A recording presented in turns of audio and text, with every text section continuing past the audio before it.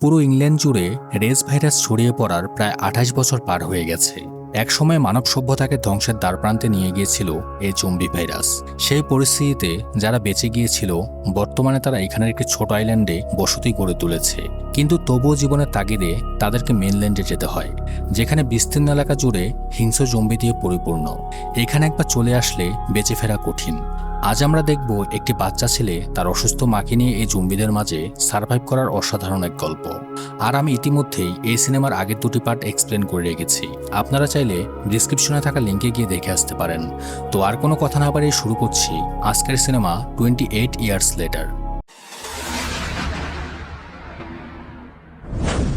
গল্পের শুরুতেই আমরা কিছু বাচ্চাকে দেখতে পাই যারা কিনা একটা ঘরে বসে টিভিতে কার্টুন দেখছিল, কিন্তু দেখে মনে হচ্ছে বাচ্চাগুলো খুবই আতঙ্কে রয়েছে।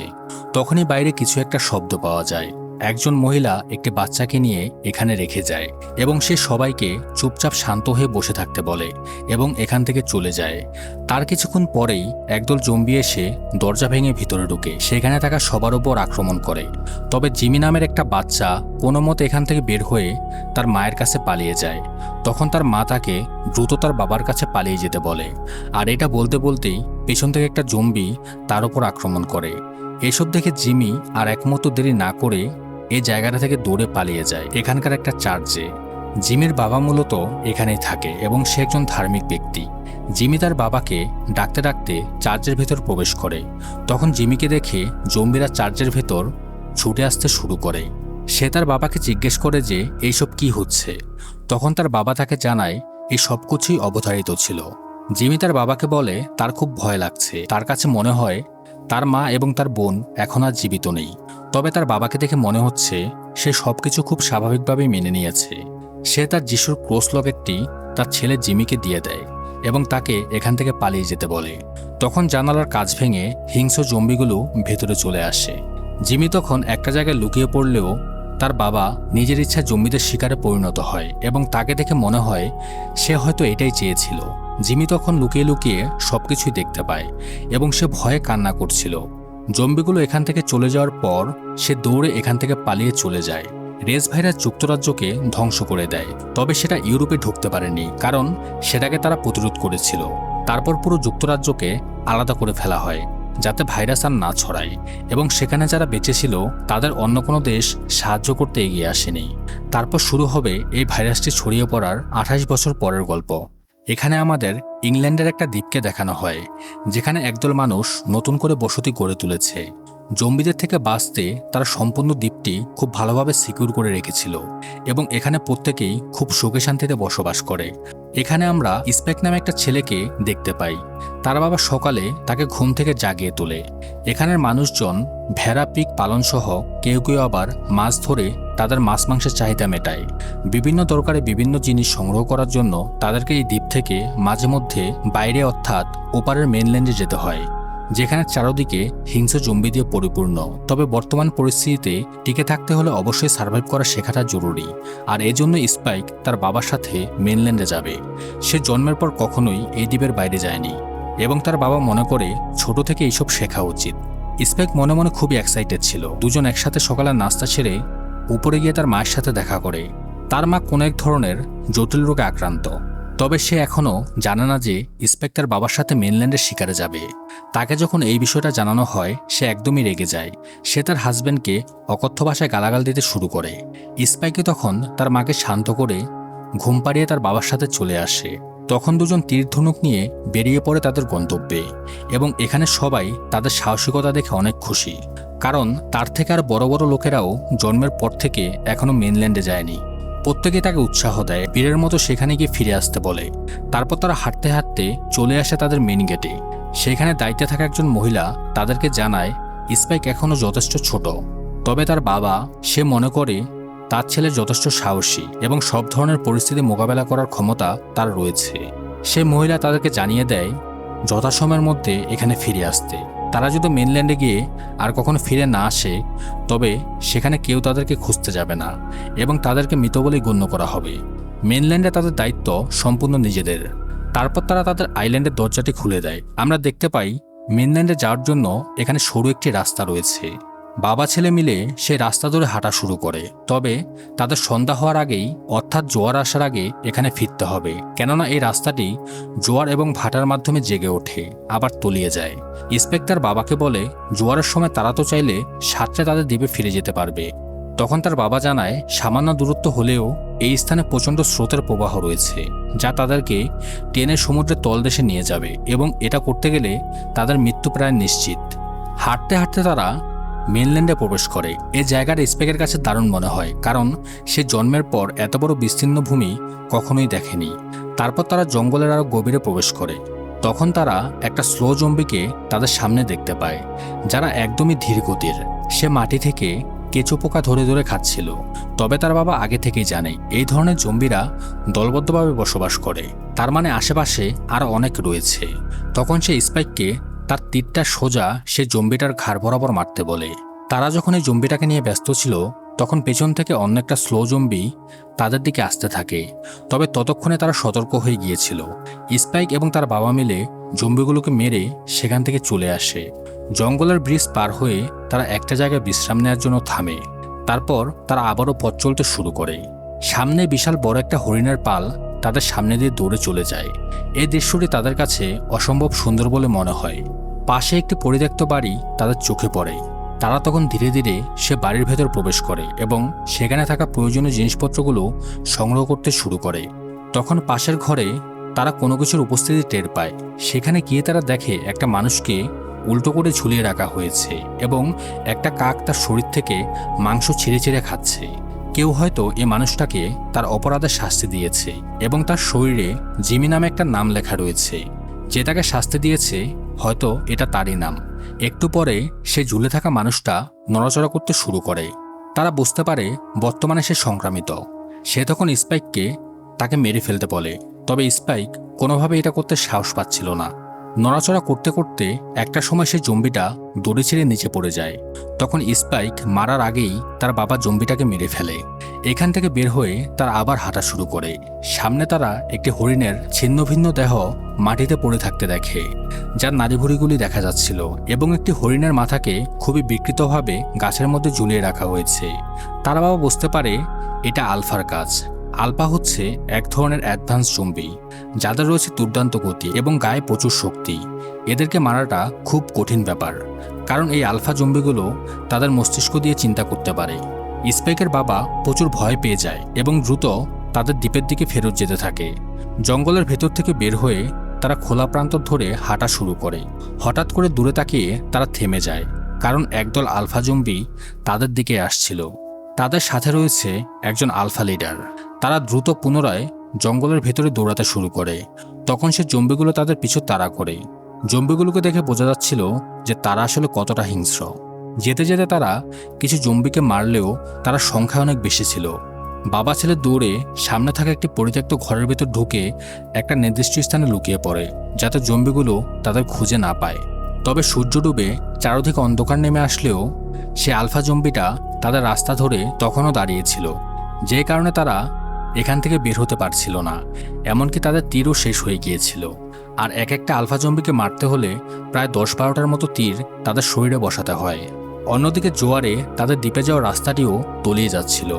তবে আর কোনো উপায় না থাকায় তারা এখানে অপেক্ষা করার সিদ্ধান্ত নেয়। কিছুক্ষণ পর স্পাইক জঙ্গলের আরও গভীরে তাকিয়ে একটা জায়গায় আগুন জ্বলতে দেখে। ওইটার ব্যাপারে সে তার বাবার কাছে জানতে চাইলে তখন তার বাবা তাকে বলে সেখানে সে কখনো যায়নি এবং সে ব্যাপারে তার কিছু জানা নেই। কিছুক্ষণ পরে স্পাইক এখানে ঘুমিয়ে পড়ে। তখন পুরো বিল্ডিংটি ভূমিকম্পের মতো কাঁপতে শুরু করে। তার বাবা বুঝতে পারে বহুদিন ধরে পরিত্যক্ত থাকার কারণে ভবনটির ছাদ ধসে পড়তে যাচ্ছে। তবে কোনো বিপদ হওয়ার আগেই তারা সেখান থেকে বাইরে চলে আসে। এখন তাদের লুকানোর মতো আর কোনো জায়গা ছিল না। তাই তার বাবা এখনই তাদের বাড়িতে, অর্থাৎ সে আইল্যান্ডে ফেরত যাওয়ার সিদ্ধান্ত নেয়। স্পাইক জোয়ারের ব্যাপারে তার বাবার কাছে জানতে চাইলে তার বাবা তাকে বলে এখনও পুরোপুরি জোয়ার আসেনি। তাছাড়া যদি একবার আলফারা তাদের দেখে ফেলে তবে তারা আর কখনোই বেঁচে ফিরতে পারবে না। তারপর তারা আইল্যান্ডের রাস্তা বরাবর দৌড়ানো শুরু করে। একদম দ্বীপের রাস্তার সামনে এসে তারা তাদের পায়ের জুতো খুলে নেয়। তখন জোয়ারের রাস্তাটা মাত্র ডুবতে শুরু করেছে। তারা হাঁটু পানি ভেঙে রাস্তা বরাবর যাচ্ছিল, কিন্তু একটি আলফা ঠিকই তাদের পিছু করতে করতে এখানে চলে এসেছে। তারা প্রায় রাস্তার মাঝামাঝি চলে আসলে একটি বড় কাকের ঝাঁক তাদের মাথার উপর দিয়ে চলে যায়। তখন তারা পেছনে তাকিয়ে দেখে একটা আলফা দ্রুতগতিতে তাদের দিকে এগিয়ে আসছে। তারা তখন দৌড়ানো শুরু করে। জম্বিটা তাদেরকে ধরেই ফেলছিল। তখন তাদের চিৎকার শুনে দ্বীপের গেটের মানুষজন সতর্ক হয়ে যায়। তারা ওয়াচ টাওয়ার থেকে আলফাটাকে টার্গেট করে তীর ছুটতে থাকে। তবে কয়েকটা তীর তার শরীরে লাগার পরেও জম্বিটা আবারও উঠে তাদের দিকে ধেয়ে আসতে থাকে। এবার তাকে লক্ষ্য করে একটি বড় তীরের মধ্যে আগুন জ্বালিয়ে ছোড়া হয়, আর এতেই সে আলফা জম্বি মারা যায় এবং তারাও জান নিয়ে আইল্যান্ডে ফেরত আসে। তারা বীরের বেশে মেনল্যান্ডে সার্ভাইভ করে বেঁচে ফেরাতে এই খুশিতে এখানে সবাই একটা পার্টির আয়োজন করে। এখানে স্পাইকের বাবা তার নামে বাড়িয়ে বাড়িয়ে বলতে থাকে।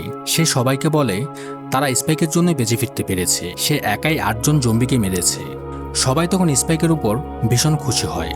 রীতিমতো তারা তাকে মাথায় তুলে নাচতে শুরু করে। একটু পর স্পাইক তার বাবাকে রোজি নামে একটি মেয়ের সাথে একটি ঘরে যেতে দেখে। সে বুঝতে পারে মেয়েটির সাথে তার বাবা সম্পর্কে জড়িয়েছে। সে তখন মন খারাপ করে তার বাড়িতে চলে আসে। সেখানে স্পাইক তার দাদার সাথে কথা বলে। তার দাদা তখন তার কাছে জানতে চায় যে মেনল্যান্ডে সে কি করেছে এবং কয়টা জম্বিকে মেরেছে। স্পাইক তাকে বলে মাত্র একটা, তাও আবার মোটা এবং ধীরগতির জম্বি। কিন্তু তবুও তার বাবা সবাইকে তার নামিয়ে বানিয়ে বানিয়ে মিথ্যা বলে তাকে হিরো বানাচ্ছে। তার দাদা তখন তাকে বলে বাবা তোমাকে ভালোবাসে বলেই এসব বলেছে। স্পাইক তখন মেনল্যান্ডের দক্ষিণ পশ্চিমে দেখা দূরের সেই আগুনের ব্যাপারে তার দাদাকে বলে। তখন তার দাদা তাকে বলে এটা কেলসনের কাজ এবং 30 বছর আগে যখন সবকিছু ঠিক ছিল তখন কেলসন তার ডাক্তার ছিল। তবে সবকিছু জানার পরেও তার বাবা তাকে কিছুই বলেনি। পরদিন সকালবেলা স্পাইক তার বাবাকে ডক্টর কেলসনের ব্যাপারে জিজ্ঞেস করে। তার বাবা তখন তাকে বলে কেলসন আগে ডাক্তার ছিল ঠিক, তবে এখন সে পাগল হয়ে গিয়েছে। আজ থেকে আরো 15 বছর আগে তারা কেলসনকে শেষবারের মতো দেখেছিল। তখন কেলসন শত শত লাশ পুরো মাঠ জুড়ে বিছিয়ে রেখেছিল, আর অদ্ভুত কোনো উদ্দেশ্যে সেখান থেকে একটা একটা করে লাশ সে আগুনে নিয়ে পোড়াচ্ছিল। কেলসন তখন তাদের দেখতে পেয়ে তাদেরও কাছে যেতে বলেছিল। তখন তারা সবাই ভয় পেয়ে সেখান থেকে দৌড়ে পালায়, আর গত 15 বছরে তারা কেলসনকে দেখেনি। স্পাইক তখন জানতে চায় তার মায়ের আসলে কী রোগ হয়েছে এবং সে কি মারা যাবে। এর জবাবে তার বাবা কোনো কথাই বলে না।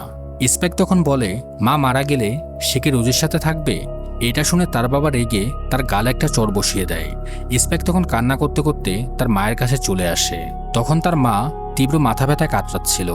একটু পরে তার বাবা এখানে আসলে স্পাইক প্রচণ্ড রেগে যায় এবং তাকে এখান থেকে চলে যেতে বলে। তখন তার বাবা ঘর থেকে বের হয়ে চলে যায়। স্পাইক তখন মনে মনে ঠিক করে যত দ্রুত সম্ভব সে তার মাকে নিয়ে কেলসনের কাছে যাবে। কেলসনই একমাত্র ব্যক্তি যে তার মাকে চিকিৎসা দিয়ে সুস্থ করে তুলতে পারবে। কিছুক্ষণ পরে স্পাইক মেন গেটের কাছাকাছি একটি খামারে চলে আসে এবং সেখানে আগুন জ্বালিয়ে দেয়। তারপর আগুনের খবরটা সে নিজেই সবাইকে জানিয়ে দেয়।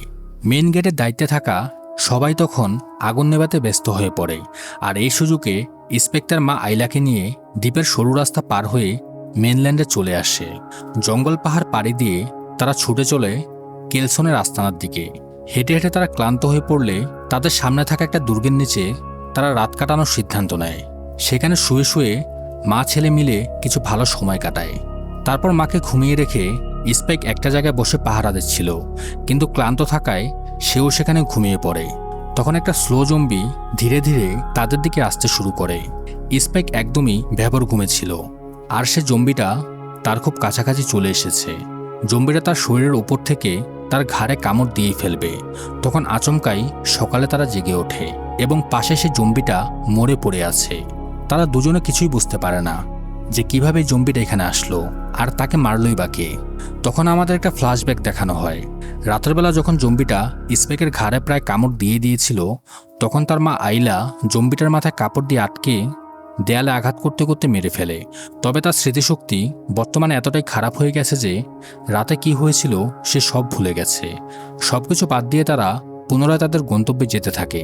অন্যদিকে কিছু সেনাবাহিনীকে আলফা জম্বিরা তাড়া করেছে। তারা গুলি করেও তাদের থামাতে পারছিল না। সেখান থেকে মাত্র 3 জন সৈন্য প্রাণে বেঁচে একটা টানেলে গিয়ে আশ্রয় নেয়। তাদের সামনে জম্বি থাকায় তারা টানেলের উল্টো দিক দিয়ে বের হতে চাইছিল। হেডলাইট জ্বালিয়ে তীব্র অন্ধকারের মধ্যে 3 জন সামনে এগিয়ে যাচ্ছে। তবে আলফা লিডার এখানে এসে তাদের উপর আক্রমণ করে দেয়। সে তার দুহাত দিয়ে টেনে একজনের মাথা ঘাট থেকে আলাদা করে দেয়, আর এটাই হচ্ছে তাদের সাইন। তবে বুদ্ধি খাটিয়ে একজন সৈন্য এখান থেকে পালিয়ে যায়। এরপর আমরা এই জঙ্গলের একটা জম্বি সমাজকে দেখতে পাই, যেখানে জম্বিরা তাদের নিজের ইচ্ছামতো সবকিছু করছে। তাদের মধ্যে একজন গর্ভবতী জম্বিও ছিল, তবে কোনো কারণে সে অন্য কোথাও চলে যাচ্ছে। অন্যদিকে আইলা এবং স্পাইক সরিষা ক্ষেত দিয়ে হেঁটে হেঁটে যাচ্ছিল। আইলা তখন তার এখানে কাটানো পুরনো স্মৃতিগুলি কল্পনা করে। তারা যখন এসব নিয়ে কথা বলছিল, তখন পেছন থেকে একটি জম্বি ধীরে ধীরে তাদের দিকে এগিয়ে আসছিল। জম্বিটাকে দেখে মনে হচ্ছে সে অনেকদিন ধরে কিছু খায়নি এবং ঠিকমতো সে এগোতে পারছিল না। স্পাইক খুব সহজেই জম্বিটাকে মেরে ফেলে, তবে শব্দ পেয়ে কাছাকাছি থাকা একটা জম্বির দল তাদের দিকে আসতে থাকে। দেরি না করে তারা দুজনে সেখান থেকে পালায়। কিছুতেই তারা জম্বিগুলোকে ডাইভার্ট করতে পারছিল না। কাছাকাছি থাকা একটা গ্যাস স্টেশনে আসার পর তারা একটা কেবিনে ঢুকে পড়ে, যেখানে গ্যাস লিক হয়ে চারপাশে বাতাসে ছড়িয়ে আছে। সেখানে ঢুকে তাদের দুজনেরই নিঃশ্বাস নিতে কষ্ট হচ্ছিল। একটু পরে হিংস্র জম্বির দল এখানে ঢুকে পড়ে, তবে গ্যাসের জন্য তাদেরও সমস্যা হচ্ছিল। তখন উপর থেকে জম্বিদের থেকে বেঁচে ফেরা সেই সৈন্য এখানে চলে আসে এবং তাদের দুজনকে নিচু হতে বলে। যেহেতু গ্যাসগুলো উপরের বাতাসে ভাসছিল, তাই সে এখানে গুলি করে আগুন জ্বালিয়ে দেয়। এরপর এখানে থাকা সব জম্বিরা আগুনে পুড়ে মারা যায়, আর এবারের মতো তারা বেঁচে যায়। তারপর সেই সৈন্যটি তাদেরকে জানায় তার নাম হচ্ছে এরিক এবং তাদের 8 জনের মধ্যে সেই একমাত্র জীবিত রয়েছে। আইলা অসুস্থ হয়ে পড়ায় এরিক তাকে কাঁধে নিয়ে পথ চলতে শুরু করে। যেতে যেতে এরিক তার ব্যাপারে অনেক কিছু শেয়ার করে এবং জানায় তারা পূর্ব স্কটল্যান্ডের সমুদ্রে বোটে করে টহল দিচ্ছিল, তবে কোনো কিছুতে আঘাত লাগায় তাদের নৌকাটি তলিয়ে যায়। তারা ভাসমান বেলুনে ছিল এবং মেনল্যান্ডে আসতে চায়নি, তবে স্রোতের কারণে তাদের মধ্যে 8 জন এইখানে এসে পড়ে। স্পেক তখন জানতে চায় এখন পর্যন্ত কেউ তাদেরকে উদ্ধার করতে আসেনি কেন। এরিক তখন বলে এই সম্পূর্ণ মেইনল্যান্ডটাকে কোয়ারেন্টাইনে দেওয়া হয়েছে। এখানে ততদিন পর্যন্ত কোনো মানুষ আসবে না যতদিন পর্যন্ত সবকিছু নিজে নিজে ঠিক না হচ্ছে। এখানে একবার যে পা রাখবে তার আর ফেরার সুযোগ নেই। তারপর তারা একটা জায়গায় বিশ্রাম নেয়। এরিক ক্ষুধার্ত থাকায় স্পেক তাকে আপেল খেতে দেয়। কথাবার্তা বলার এক পর্যায়ে সে তার মোবাইলে তার হবু স্ত্রীর ছবি স্পেককে দেখায়। স্পেক তখন বলে তার চেহারার এই অবস্থা কেন, তার কি আবার চিংড়ি মাছে অ্যালার্জি আছে? আসলে বর্তমানে মুখের সার্জারি সম্পর্কে তার কোনো ধারণা ছিল না। যাই হোক, বিশ্রাম শেষে তারা আবারও পথ চলতে শুরু করে। সামনে যেতেই আইলা একটা পরিত্যক্ত ট্রেন থেকে কারো আর্তনাদের শব্দ শুনতে পায়। তারপর সে ট্রেনে উঠে দেখতে পায় সেই প্রেগনেন্ট জম্বিটাকে। বর্তমানে তার ডেলিভারির সময় হয়ে গিয়েছিল। আইলা তখন ভয় না পেয়ে তার সামনে আসে। স্পাইক এবং এরিক তাকে বারণ করা সত্ত্বেও সে তার সাহায্যের হাতটা বাড়িয়ে দেয়। তখন সে জম্বি মহিলাটিও তার হাত শক্তভাবে ধরে রেখে তার বাচ্চা প্রসব করে। অদ্ভুত ব্যাপার হলো বাচ্চাটি সম্পূর্ণ স্বাভাবিক ছিল এবং তার শরীরেও কোনো সংক্রমণ ছিল না। তবে এই ব্যাপারটা এরিকের কাছে একদমই ভালো লাগেনি। সে প্রথমে সে জম্বি মহিলাটাকে গুলি করে হত্যা করে। তারপর সে আইলার দিকে বন্দুক তাক করে এবং তাকে বাচ্চাটি রেখে দিতে বলে। স্পেক তাকে অনেক বোঝানোর চেষ্টা করে যে বাচ্চাটির মধ্যে কোনো সংক্রমণ নেই, কিন্তু এরিক কোনো রিস্ক নিতে চায় না। বাচ্চাটিকে না রাখলে সে সবাইকে গুলি করে দেওয়ার হুমকি দেয় এবং এটা করার জন্য সে তাদের 5 সেকেন্ড সময় দেয়। তখনই ট্রেনের উপর থেকে একটি আলফা জম্বি একটানে এরিককে উপরে নিয়ে যায়। তার একটু পরে সে তার মাথা নিয়ে নিচে নেমে আসে। তাকে দেখার পর স্পাইক ও তার মা দ্রুত সেখান থেকে পালানোর চেষ্টা করে। স্পাইক সে জম্বিটাকে কয়েকটা তীর মারলেও এতে তার কিছুই হয় না। তারা তখন ট্রেন থেকে নেমে দৌড়াতে থাকে এবং সে জম্বিটা তাদেরকে প্রায় ধরেই ফেলছিল। তবে সময় মতো এখানে কেলসন চলে আসে এবং সে তাকে একটা ছোট তীর মেরে নিস্তেজ করে ফেলে। তারপর তার হাত থেকে এরিকের মাথাটা সে ছাড়িয়ে নেয়। স্পেক তখন তাদের ব্যাপারে সবকিছু খুলে বলে এবং জানায় অনেকদিন ধরে তারা তাকে খুঁজে বেড়াচ্ছে। তারপর কেলসন তাদেরকে নিয়ে তার আস্তানার দিকে যেতে শুরু করে এবং সে জায়গাটা বেশ অদ্ভুতভাবে সাজিয়েছে। সেখানে আমরা মানুষের মাথার খুলি দিয়ে তৈরি একটা স্ট্যাচু দেখতে পাই, যেটা বানিয়েছে ডক্টর কেলসন।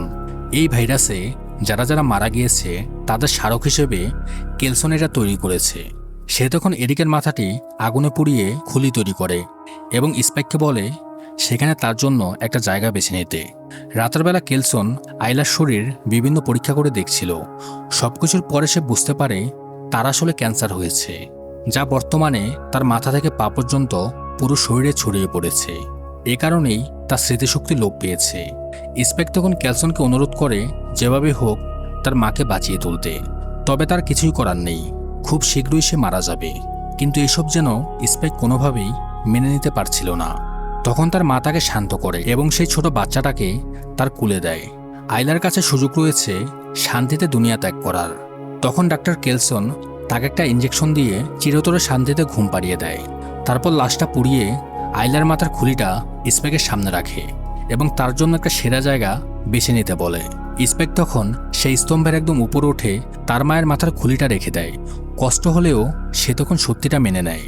একটু পরে সে আলফা জম্বিটা এখানে চলে আসে। তখন তারা সবাই একটা জায়গা গিয়ে লুকিয়ে পড়ে, কিন্তু জম্বিটা বুঝে ফেলে যে তারা কোথাও লুকিয়েছে এবং জম্বিটা তখন ওপর থেকে কেলসনের উপর আক্রমণ করে।